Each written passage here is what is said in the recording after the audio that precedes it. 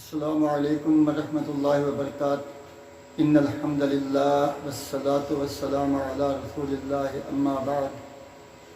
ناظرین، اللہ کے فضل و کرم سے ماہ مبارک اپنی نعمتیں، اللہ کی طرف سے رحمتیں بکھیرتا ہوا ہم سے الوداع ہو گیا۔ اب ہماری ذمہ داری ہے کہ جو تربیت ہم نے ماہ مبارک میں حاصل کی، ہم نے جو اپنی عادتیں تبدیل کی ہیں اس مہینہ کے اندر، اب ہم نے اپنی اس تبدیلی کو کس حد تک برقرار رکھا ہوا ہے۔ اور حقیقت میں یہ مہینہ ایک ٹریننگ کا مہینہ تھا۔ اللہ نے ہماری تربیت کی، تو جس طرح ہم نے دوران تربیت اپنی عبادات کی پابندی کی، عبادات میں سے نمازوں کی پابندی کی، ہم نے کمانے کھانے میں رزق حلال کی پابندی کی، ہم نے گفتگو کرنے میں، کسی کے ساتھ معاہدات کرنے میں کتاب و سنت کو سامنے رکھا، جس طرح ہم نے اپنی زبانوں کو بے حیائی سے، فحاشی سے، گالی گلوچ سے محفوظ رکھا، اسی طرح اللہ رب العزت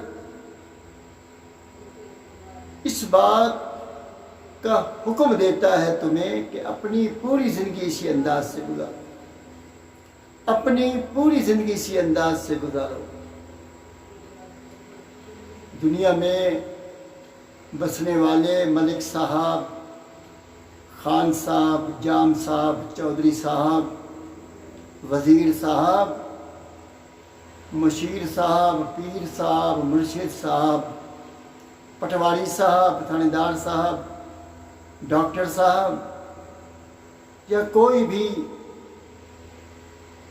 انسان اس معاشرے میں بستا ہے، اپنی زندگی پر ہر تاجر اور آجر، ہر عام و خاص غور کرے کہ اس نے جو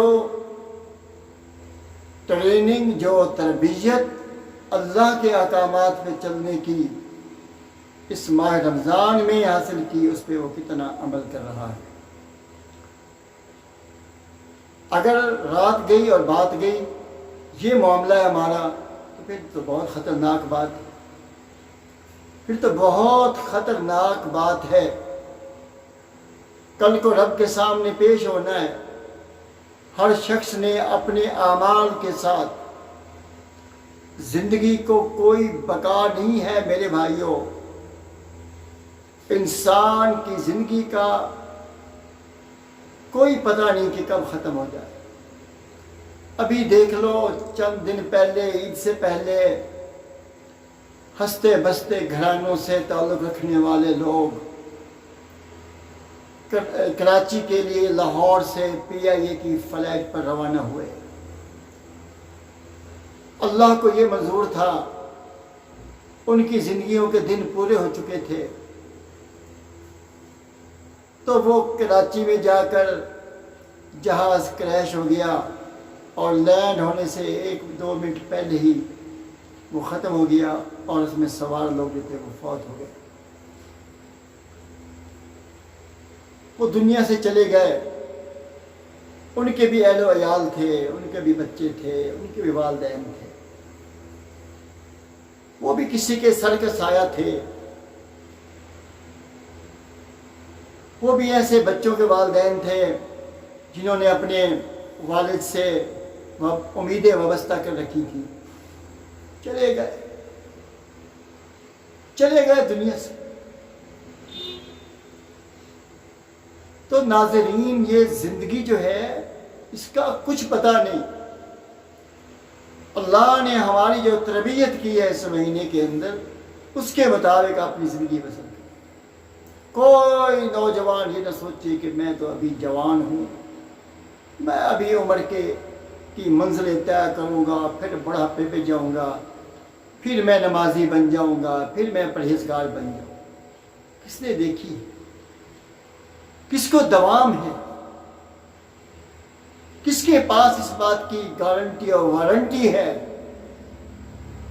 کہ وہ اتنی دیر اس کو زندگی ملے گی اور وہ جناب اپنی قبر اور آخرت کے لیے پھر کام کرے گا؟